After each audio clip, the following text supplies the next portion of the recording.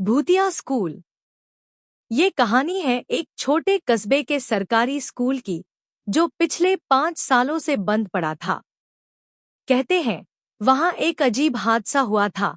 एक टीचर की क्लास में अचानक आग लग गई, जिसमें 5 बच्चे और खुद टीचर जलकर मर गए। लेकिन किसी को आज तक ये नहीं पता चला कि आग कैसे लगी। इसके बाद से स्कूल को बंद कर दिया गया। लेकिन कुछ युवाओं ने एक रात हिम्मत की और उस स्कूल को एक्सप्लोर करने गए।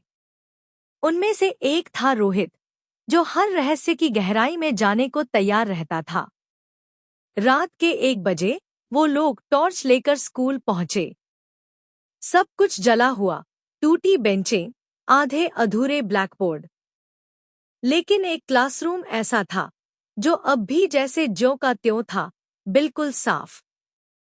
जैसे ही उन्होंने उस कमरे में कदम रखा, ब्लैकबोर्ड पर अपने आप कुछ लिखना शुरू हो गया।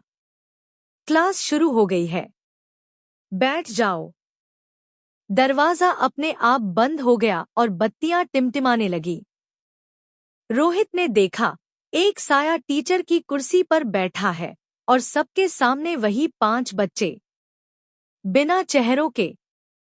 साया गुस्से में बोला, जो भी हमारी क्लास में बिना परमिशन आएगा, वो यहीं रहेगा, हमेशा के लिए। एक जोर की चीख के साथ सब अंधेरे में डूब गए। सुबह गांव वालों ने देखा कि स्कूल का दरवाजा खुला था, लेकिन अंदर कोई नहीं था। सिर्फ एक ब्लैकबोर्ड पर लिखा था, 6वें स्टूडेंट की तलाश है। कहते हैं,